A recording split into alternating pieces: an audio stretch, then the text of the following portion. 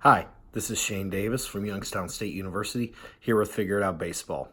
Today I'm going to talk a little bit about managing yourself during a week, getting prepared to pitch, whether or not you're a starter or a reliever. There are two different things that we need to do, but I do want to talk a little bit about managing yourself in either one of those roles. First off, the level I'm dealing with in college, there's a lot more, as they're called now, POs.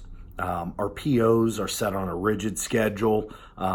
Certain days are bullpen days based on when they threw the previous week, when they're throwing the next week. I do realize that at some of the lower levels, Little League on up to high school, some of you guys are playing other positions or don't have regular practice time, regular gym time. So we are going to work in some little adjustments to that. First, working with the college level, typical schedule for one of our starters is going to be, let's say he's our Friday starter, pitches on Friday. Saturday would be either a day off, or if he wants to go out and just flip the ball around with one of his teammates a little bit on Saturday, more power to him. But it is really important, no matter what level you're at, no matter what role you're in, that you do mix in rest time and recovery time. And by that, I don't mean laying in bed or on the couch playing Fortnite, eating potato chips. I do mean get out, walk the dog, play some tennis. Play some tennis with your friends, ride your bike, whatever. Just something while you're resting to be actively recovering. So anyway, Saturday would be his day off. Sunday would be getting back into the swing of things and throwing. He would start to kind of stretch it back out, allow himself to reacclimate to the throwing. Monday would be a little bit higher intensity. Usually for that guy, Tuesday then would turn into his bullpen, where his bullpen in season is going to be no more than 25 to 30 pitches unless there's some extenuating circumstances. Wednesday would be another stretch out day. Thursday would be a long toss day with a flat ground if he wanted to. Then Friday, he's back to starting. One thing to keep in mind, no matter what role you're in, the reason that pitchers can't pitch every day is generally because of the decline in the mound. So by going on a flat ground, and I mentioned this in my warm-up catch play series, by going off of a flat ground, you can pretty much do it every day to your comfort. And in fact, I ask my guys to do it as often as possible. You could work on with a little bit less velocity. You could work on some of your commands, some of your pitch grips, movement on pitches. So, Thursday is always going to be a set flat ground day for him, but he can flat ground any day of the week that he wants to. And in fact, my pitchers, I do want them to flat ground before they get on the bullpen the day that they pitch. Where things change a little bit for our relievers is that they're on a little bit more as-needed basis. We might have a reliever throw Tuesday, Friday, Saturday, Tuesday, Friday, Sunday, might not throw for an entire week, and then throws Saturday, Sunday, back-to-back days. So a lot of my job there is managing my bullpen. And a couple rules of thumb when you're working out of the bullpen or when you're not pitching regularly is you usually don't want to go more than 3 days without being on the mound. So that's why, a Friday starter takes Saturday, Sunday, Monday, he's not off the mound, and then Tuesday he's back on the mound throwing a bullpen. Same thing for you. If you're a reliever and you throw on Saturday a shorter outing and you don't have another game for your team until Friday, you'd be looking at a bullpen probably on Wednesday, Tuesday or Wednesday, depending on how you feel, how much you were used on Saturday, and when your game is that following week. A couple other rules of thumb with relievers and pitchers in general. You usually want to give yourself at least an hour off for every pitch you throw. So if a guy comes in out of the bullpen and throws 36 pitches, he should take a day and a half off. So if his game is at 6 o'clock on Friday night, throws 36 pitches, he in theory shouldn't be available until the next Sunday morning. That changes as you get a little bit older, but definitely for younger guys, an hour off for every pitch thrown. And it's okay to throw back-to-back days, but you want to avoid almost at all costs throwing somebody 3 days in a row. And again, these are things that change as you get into the upper levels of college baseball and into professional baseball, where there's a little bit more focus on winning than on development. Not saying you're not trying to win games, but one of your goals is keeping you healthy and developing so that you are able to pitch at that level. So those are your 2 rules out of the bullpen as college pitchers. And for you guys, I don't care if you're your first year throwing in, live pitching, or if you're a senior in high school, a couple things to keep in mind with you. One is make sure that you give yourself some time off. Make sure that you actively recover. So get out on your day off, usually the next day after you throw. On your day off, make sure that you get out, like I said, ride your bike, walk the dog, shoot basketball in the driveway.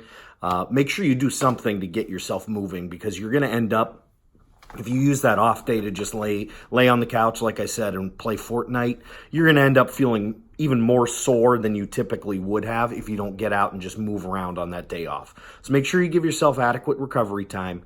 Try to avoid going, like I said, more than 3 days without being on the mound. I understand that there's some way sometimes that you can't avoid it. Try to find ways to just, even if you have practices canceled because of weather or can't get a facility, try to find some way to throw into a net and just get out and throw. If you can't get on a mound, there's other things that you can do, or if you can't get a catcher, there's other things that you could do. You can throw a more intense flat ground where you're at 60 feet or your mound's length going full go into a net or to your dad or a buddy that's catching you on a flat ground. And then you could also do short boxes to maybe not replace, but to supplement occasionally if you don't have another choice. And I will go over short boxes in another video. So make sure that you get yourself on the mound in adequate time. Make sure you communicate with your coaches, how you're feeling, how your arm feels. Make sure that your coaches understand your schedule, and ask your coach without being disrespectful. Hey, any idea where I'm at today? Any idea when the next time is I'm going to throw? And if he asks why, just say I'm trying to prepare myself because I want to get a bullpen in, or I want to get myself on a schedule. And it's okay to throw. One problem that a lot of guys run into is you feel a little bit of soreness in, the bicep or your forearm, and you shut it down. One thing I like to equate things to, and some of my older guys that are lifting more regularly are going to understand this a little better. If you max out on squat, let's say on a Monday, and you feel sore Tuesday, and you decide, I don't feel good today, I don't feel good at all, I'm going to take off the rest of the week, and you take off the rest of the week, well, your body's going to recover, but also it's going to be like you didn't lift. You didn't build on that lift, and you atrophied a little bit. So the next Monday when you go back to lift, you're going to be sore again. It's okay to push through some minor soreness, some discomfort, part of you, and as you get older, you're going to understand this more. Understanding the difference between hurt and injured. Everybody's going to be sore. The way that baseball is structured, even in Little League where you're jamming in, say, 30 games in 2 months, up to college where you're 56 games in 15 weeks, up to the big leagues where you're 162 games in 6 months. The way baseball is structured, the amount of days that you feel absolute 100% best I'm ever going to feel, if you feel that, you better take advantage of it because they don't come very often. So prepare yourself, and also, do things off the field that are going to help you. Go home, and if you're watching TV, put some ice on. Wake up, and even if you don't have practice that day, take 5 minutes to maybe do some band work. Make sure that you're taking care of your body, putting the good things in, because putting good things into your body, whether it be a workout or food, garbage in, garbage out. If you have any other concerns with pitching, with structure of how a week works and why this stuff is important, I would recommend you going back and look at my classroom section on the importance of playing catch. Some of what we do is being able to work on the fly, especially if you're working less on a starter's regiment. So be able to get as much as you can out of whatever you're able to do. And last thing I'm going to leave you with the pitching, and hold on, I'm going to go back in a second. I forgot what I was going to say.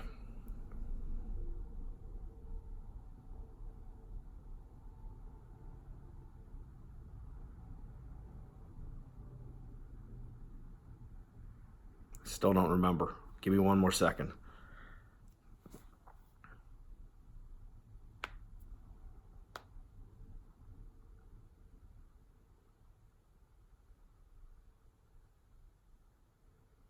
Okay.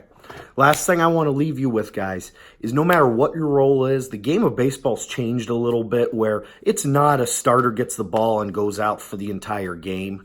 Every role on a pitching staff is really, really important. And in a lot of ways, if you've been paying attention to the last couple World Series and playoffs at the big league level, in a lot of ways, it's more important if you're a reliever. Last thing I'll say is preparation before a game. Your bullpen, like I said in my importance of catch play video, your bullpen, as little as it's going to be from a volume standpoint, 25 to 30 pitches, your bullpen is really important to work on your mechanical stuff, your command stuff, things like that. When you come in out of a game, whether you're whether you're a starter or reliever, it's vitally important to come in and be ready to pump strikes from the get-go. And that is, in a nutshell, how you prepare yourself to start, how you prepare yourself to pitch in a professional manner. Again, make sure that you are making the most of whatever facilities you have. Make sure you're playing catch. Make sure you're getting either bullpens or flat grounds in. And then the 3 rules that I gave you. An hour off for every pitch. Can throw 2 days in a row. Never throw 3 days in a row. And never go more than 3 days without being on the mound, if at all possible. If you do those, you're going to help yourself to be successful. This is Shane Davis from Youngstown State University. I'm going to do that ending again. This is Shane Davis from Youngstown State University, here with Figure It Out Baseball. Look forward to seeing you again soon.